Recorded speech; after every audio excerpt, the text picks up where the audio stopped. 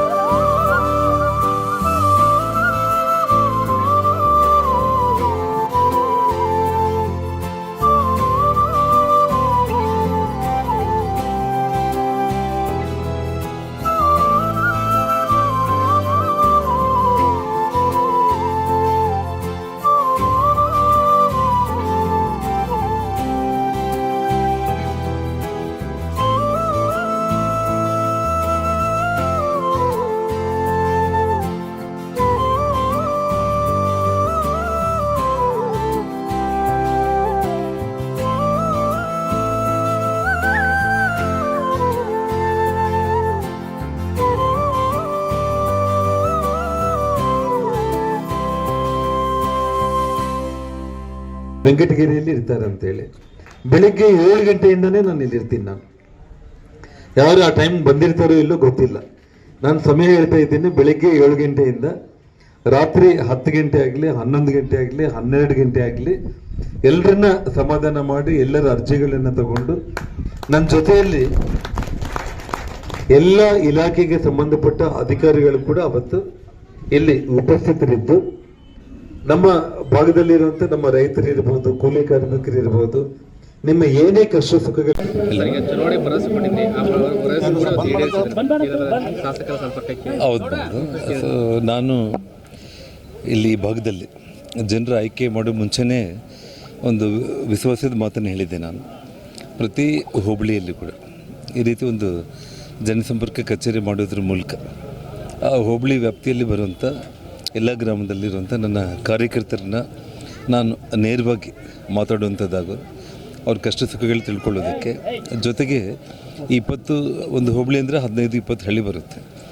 ಈ 20 ಹಳ್ಳಿಗಳಿರುವಂಥ ಗ್ರಾಮಸ್ಥರು, ರೈತರು, ಅವರೆಲ್ಲ ಕಷ್ಟ ಸುಖಗಳು, ಅವ್ರದ್ದೇನೇ ಅರ್ಜಿಗಳಿದ್ರು ಕೂಡ ಅದನ್ನು ನಾನು ಇಲ್ಲಿ ಸ್ವೀಕಾರ ಮಾಡಿ ಅದನ್ನು ಪ್ರತಿ ತಿಂಗಳು ಕೂಡ ಒಂದು ಫಿಕ್ಸೆಡ್ ಡೇಟ್ಗೆ ಇಲ್ಲಿ ನಾನು ಬೆಳಿಗ್ಗೆ 7 ಗಂಟೆಯಿಂದ ರಾತ್ರಿ 10-11 ಗಂಟೆ ಆಗಲೇ ಜನರ ಮಧ್ಯದಲ್ಲೇ ಇರ್ತೀನಿ ನಾನು.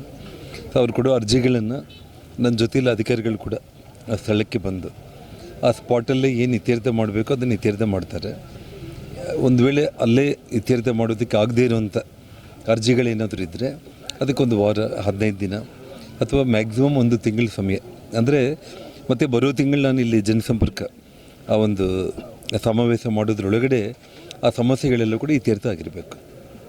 ಯಾರೇ ಜನರು ನಾವು ತಹಸೀಲ್ದಾರ್ ಆಫೀಸ್ಗೆ ಹೋಗಿದ್ದೀವಿ, ನಾವು ಅಥವಾ ಇನ್ನೊಬ್ಬ ಅಧಿಕಾರಿ ಹತ್ರ ಹೋಗಿದ್ದೀವಿ, ಸ್ಟೇಷನ್ಗಳ ಹತ್ರ ಹೋಗಬೇಕಾಗಿದೆ, ಅವರ ಆಫೀಸ್ ಹತ್ತಿರ ಓಡಾಡಬೇಕಾಗಿದೆ ಅನ್ನೋ ಸಮಸ್ಯೆಯ ಮೇಲೆ ಬರಲ್ಲ. ಎಲ್ಲ ಅವ್ರು ಇದ್ದಿದ್ದ ಕಡೆಯೇ ಈ ಭಾಗದಲ್ಲಿ ಬಂದು ಸಮಸ್ಯೆಗಳೆಲ್ಲ ಕೂಡ ಇತ್ಯರ್ಥ ಮಾಡಬೇಕನ್ನೋದೇ ನನ್ನ ಉದ್ದೇಶ.